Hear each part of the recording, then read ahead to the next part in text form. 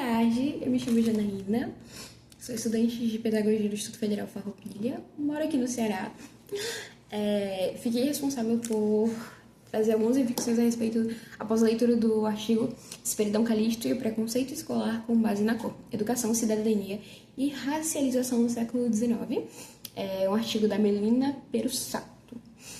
O artigo ele vai trazer para a gente informações sobre como funcionava a educação brasileira no período pós-abolição da escravatura. Após a gente ter estudado, ao longo aqui das unidades, sobre o período da educação colonial, agora a gente trouxe algumas reflexões sobre como funcionava e como houve luta em cima da inserção de pessoas negras no ambiente escolar, na questão da educação. A presença das pessoas negras nas escolas, eles falam sobre o Esperidão Calixto, que foi um jornalista da região sul do país, de Porto Alegre, que trouxe, a partir das suas experiências e das experiências de outras pessoas, reflexões sobre o preconceito, sobre como era a questão de educação de pessoas negras, que por muito tempo foi negada. Principalmente na região sul do país, a gente sabe que após a abolição da escravatura, a gente teve um plano de embranquecimento da população brasileira, né? Porque a região sul do Brasil é a região que mais tem pessoas de descendência alemã, de descendência europeia. Né? A gente tem muito preconceito em cima disso, mas é tema para outro vídeo, não é isso? O preconceito racial ele se manifestava dentro da cultura escolar e isso vinha de várias formas, como a segregação, né, desses alunos, uma turma para eles, a negação de pessoas para se matricular. A gente sabe que pessoas negras nem sempre puderam se matricular nas escolas, por mais que fossem livres, porque se acreditava que a educação não era para pessoas negras, né? E aí se fala sobre a imprensa negra, em especial o jornal O Exemplo. Ele denunciava essas práticas e defendia a instrução como um caminho de emancipação e cidadania. A gente sabe que a educação ela é libertadora. Eu acredito que quando Paulo Freire ele fala, né, que a educação ela é uma arma libertadora que a gente tem para libertar as pessoas de um sistema e inserir pessoas negras, né, nesse contexto, para que elas sejam alfabetizadas, educadas, aprendam, né, sobre como as coisas funcionam, porque isso foi negado sempre para pessoas negras. É bem interessante, né? E aí o artigo ele vai ampliar o nosso olhar sobre o período imperial, mostrando que a escola não era apenas um espaço de transmissão do saber, mas também naquela época de muita exclusão, né? Era um espaço de exclusão. Hoje, a educação que a gente tenta mudar no Brasil, que é uma educação que acolhe pessoas, nem sempre ela ocorreu dessa forma. E aí ele vai falando no artigo também que, como algumas famílias, associações, algumas criações alternativas de educação, visto que as escolas eram um lugar de exclusão, como as pessoas negras iriam aprender a ler, a escrever. A gente teve as irmandades, as alternativas de educações, os próprios jornais que queriam realmente fazer uma resistência nesse período e construir os caminhos próprios para instruir aquelas pessoas, né? Para que elas fossem alfabetizadas, para que elas aprendessem, para que elas se capacitassem. Eu acredito que é uma luta constante, é uma luta que existe até hoje. A gente tem pessoas que são contra cotas raciais, a gente tem as universidades públicas que abrem as suas portas, mas que ainda assim tem um espaço de muita luta.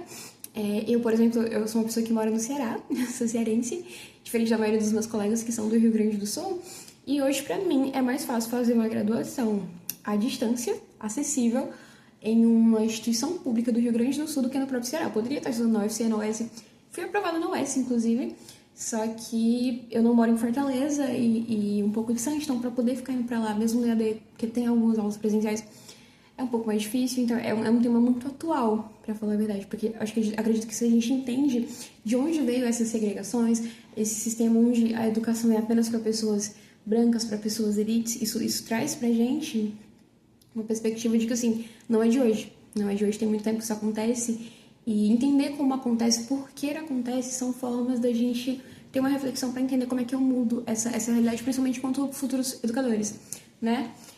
E tem algumas anotações aqui sobre a perspectiva mais geral. Eu acho que ele complementa o nosso estudo da unidade, né? Que é sobre como era a educação no período colonial. A gente teve a criação de escolas, mas com objetivos catequistas, né? Quando os jesuítas chegaram, que queriam catequizar as populações indígenas, e aí se deu a questão da ascensão da educação no Brasil. E esse período pós a abolição da escravatura, que é muito interessante porque quando a gente estuda sobre Esperidião Calixto, né? É um nome um pouco mais difícil para mim. Foi um ícone de resistência. A gente aprende sobre esses ícones de resistência negra, principalmente. Mas, por exemplo, para mim que sou do Ceará, eu não conhecia essa pessoa como referência, né? O Ceará foi o primeiro estado do Brasil a abolir a escravatura, é conhecido como Terra da Luz por conta disso. E a gente tem muitos ícones, né? Por exemplo, o Dragão do Mar, que era um jangadeiro, que liderou uma revolução dos jangadeiros e disse que nunca mais a gente ia receber escravos no porto de Iracema, em Fortaleza, e a partir disso a gente não recebeu mais, ele foi lá, entendeu? Mas essa luta, né, no sentido da educação, trouxe uma história muito interessante de um jornalista que contou as suas experiências, que trouxe experiências de outras pessoas para mostrar que a educação, ela é sim para todas as pessoas e que ela realmente pode mudar realmente, né? Compreender a história da educação brasileira, incluir essas vozes, essa luta da população, incluir pessoas negras nessa história. Esperidião Calixto é um exemplo, mas eu tenho certeza que temos bem mais sobre isso. Essa resistência toda, essa visão de cidadania, eu acho que ela agrega pra gente, enquanto futuros educadores, para entender como é que a gente muda essa realidade, de onde é que essa realidade veio, e que existiam pessoas que se levantaram, ergueram suas mãos e disseram que a educação vai ser sim para todas as pessoas, tá certo? É isso.